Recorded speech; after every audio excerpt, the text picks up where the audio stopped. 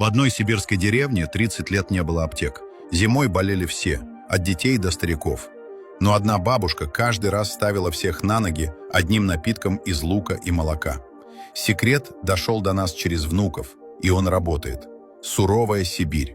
Минус 30. Угольная печь и постоянный кашель с мокротой. Что делать?